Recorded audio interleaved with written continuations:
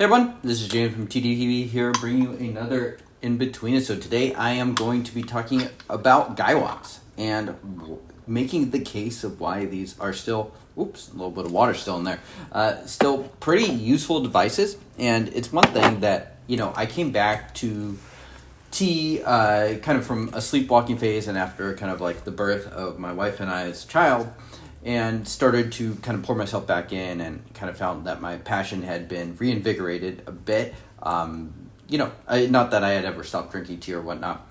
And one thing I did find is that I started to use a Gaiwan an awful lot, especially when I wanted to test teas and whatnot. And I wanted to just make the case of why these are really useful devices. And I think you can find that the tea community is fairly divided on this. There's some people that are sort of like myself and use predominantly Gaiwan. There are some that, of course, use both. At different points of my tea journey, I have used both, so I've definitely fallen into that camp. For many, many years, I have some pots that I've definitely seen some good use. And then you have the real serious potheads that really appreciate good pottery and kind of the utility that those have.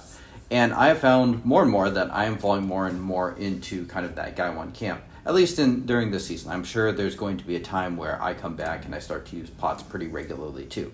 But I found that I'm using Gaiwans, I would say 95% of the time. So using a lot less pot, certainly on the episodes. And part of that is just because you get used to it and you know kind of the dynamics of the Gaiwan, you know how to make good tea. When you brew with a pot that you're not used to using, you're introducing a new variable, and so all kinds of different things can happen, and you're never quite sure. So it's like if you got a new pot and a new tea, and you tried out them together, you wouldn't know necessarily what is the pot, what's the tea. You could certainly infer certain differences and whatnot, depending on kind of like the output you're getting from there. But my point being just that if you're used to using a Gaiwan and you want to test a new tea, you would probably continue to use a Gaiwan there. I think there's two big advantages that a Gaiwan has. The first one I want to bring up is the amount of feedback you get from using a Gaiwan is a lot, and it's very easily accessible. Why is that? Well, it's mostly just because a Gaiwan is very simple. You basically have access to the leaves, really easy access to the leaves. You can smell them. You can see how quickly they're unfurling, and so that could imply, heavy rolling, lighter rolling, that sort of thing. And so you can sort of modulate your brewing based off of that. You also have really easy access to see what kind of color you're getting. When you're brewing in a clay pot, it's a lot harder. Of course, it's still possible, but it is.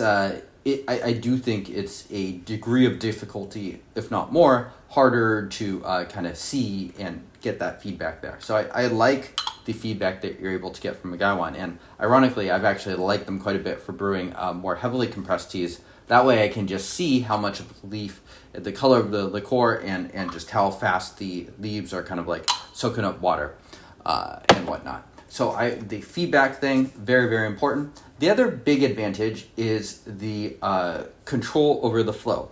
Of course, pots can get clogged, and that's perhaps a sub-reason why a Gaiwan can be useful as well. But you just have a lot of control over how fast it pours. You can pour a Gaiwan very quickly, whereas even small pots will usually take, 10 seconds, perhaps even more, if you get it clogged to pour. So it's very interesting, not very interesting, but you're basically getting extra steep time when you use a pot. So it's changing the ultimate dynamic of it. So the equivalent to maybe a flash steep on a pot might be steeping the tea for 5 seconds or even 10 seconds with a Gaiwan if you pour it out pretty much immediately.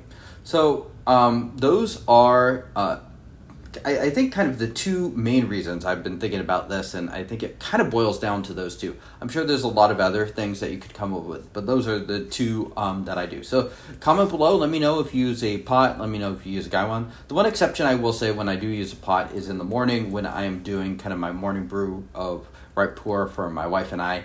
And there I just use my old classic big blue pot. The reason being it's just big, it's casual, it's easier. If I used a small Gaiwan like this, I'd have to pour a bazillion times. And the last thing I wanted to shout out to, I have this just in my notes, is the argument that I had with Wilson of Traveling Teapot, who has a great blog spot, so check him out too.